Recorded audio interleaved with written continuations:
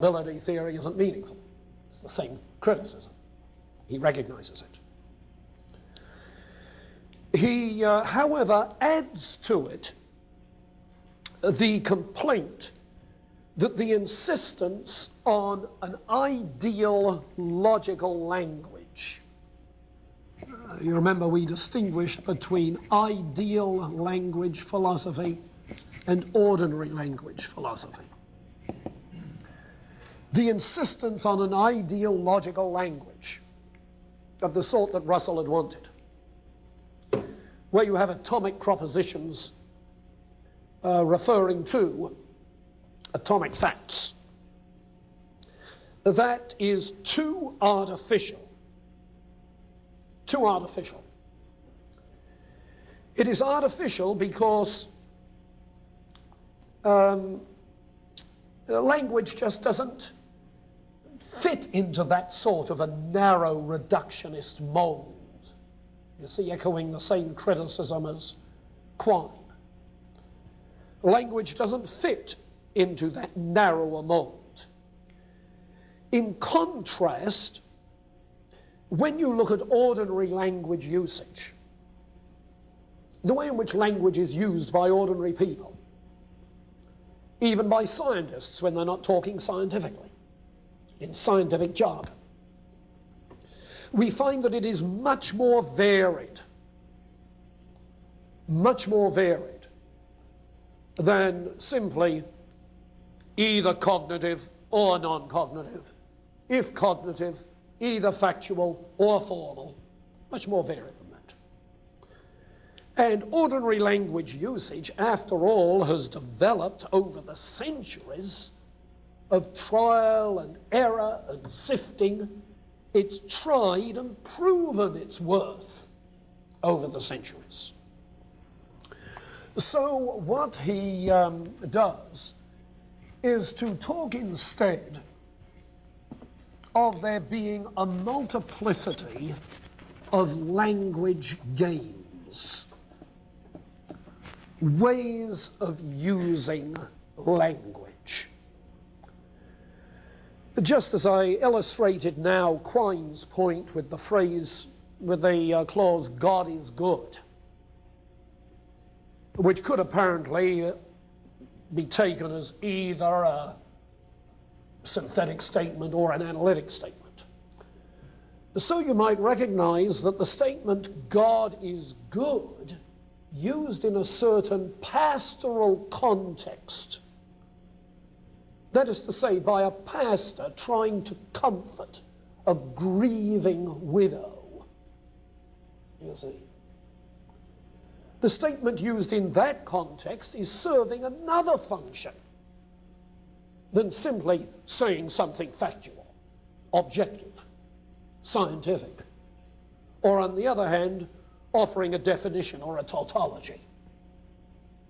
The language is intended to perform a function of a, I was going to say a social sort, a pastoral sort, you'll see. A diversity of language games. Because there is a diversity of forms of life. That is to say, games that we play in living. What do we do in life? And the kind of analysis we want then is a functional analysis rather than a logical analysis.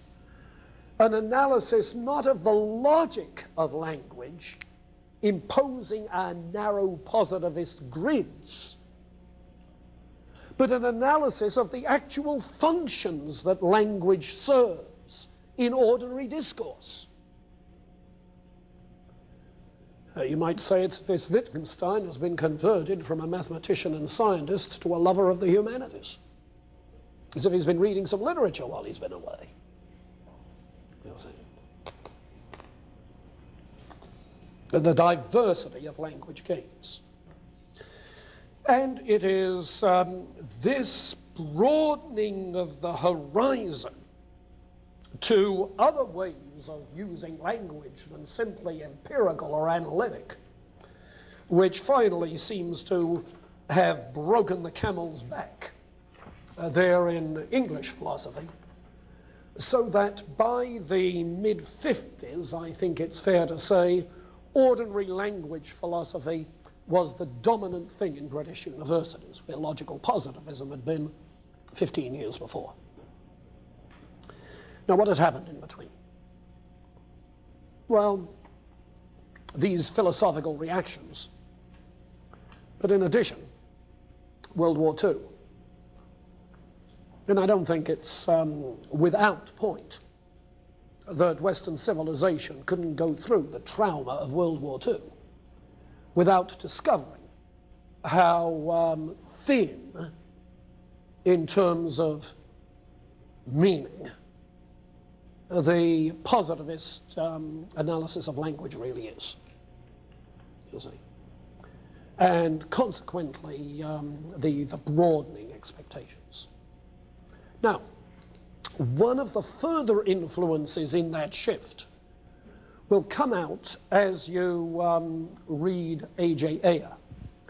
I have here a couple of pages from his autobiography in which he indicates this further influence. Now, let me read a couple of paragraphs from this. Incidentally, I was fascinated to read his autobiography a few years ago because it turned out that he had been, during World War II, in British counterintelligence.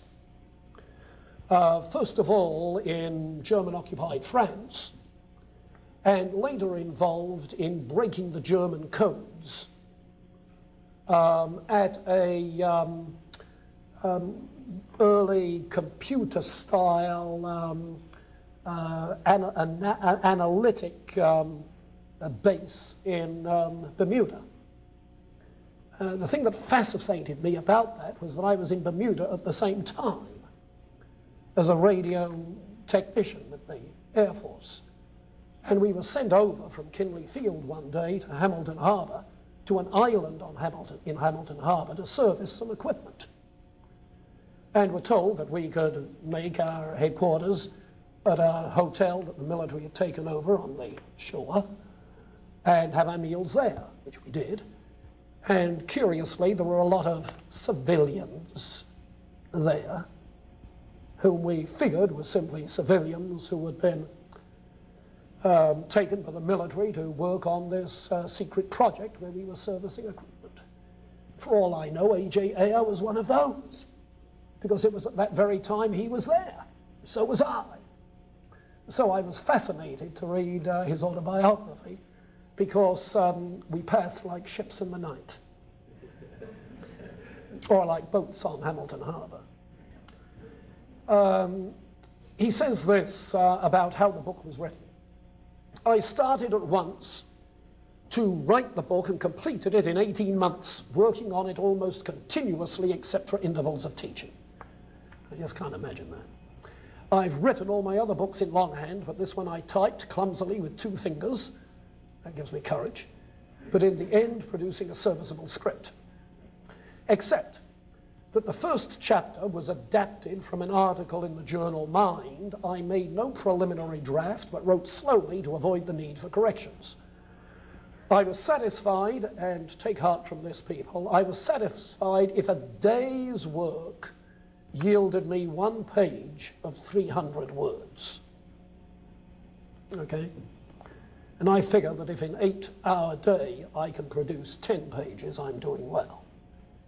He took 1 page, 300 words. Had I been able to achieve this every day, I should have finished the book in little more than half a year instead of a year and a half. Since it was only 60,000 words long, some of you were asking yourselves about its length as I came in. So many words for so small a price.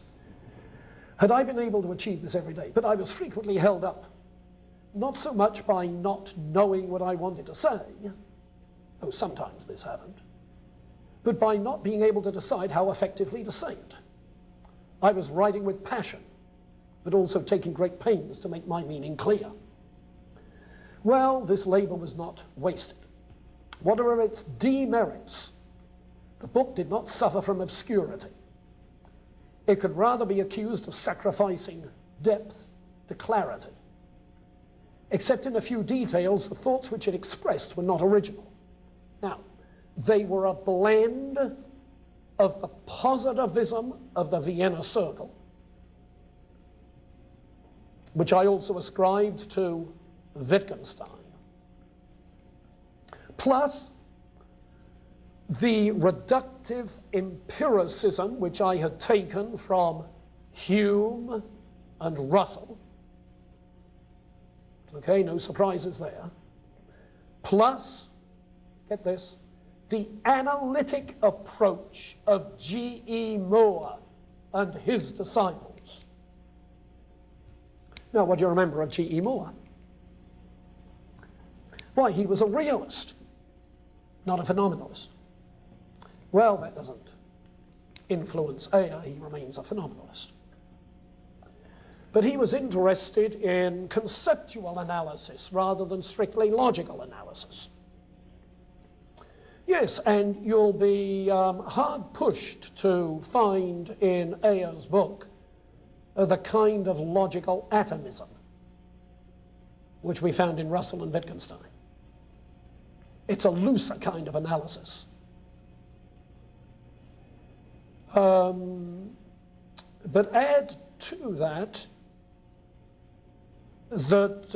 Moore, while a conceptual analyst, is still an empiricist who's constantly making distinctions between analytic and synthetic statements as if those two are exhaustive categories. Remember his argument in his refutation of idealism about the statement, to be is to be perceived. See? So the influence of Moore is at least humanizing the language and the approach. And those with a dash added of pragmatism from C.I. Lewis. C.I. Lewis, an American pragmatist of the 30s, 40s. Pragmatism. Yeah, for pragmatic purposes, all you need is a phenomenalist account. You'll find him saying that sort of thing.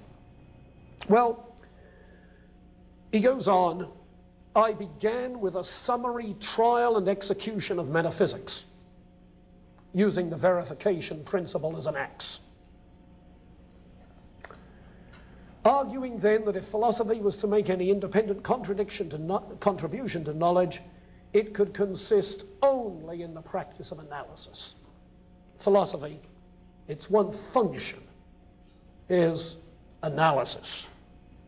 Analysis of the meaning of language in order to clear up puzzles, confusions in traditional philosophy, particularly in metaphysics. So they're his own words, and that's the direction that he took. Well, any questions, comments? Next time we'll do some commentary on Ayer. Well, you lasted and my voice lasted. Okay, I guess we'll call it a day.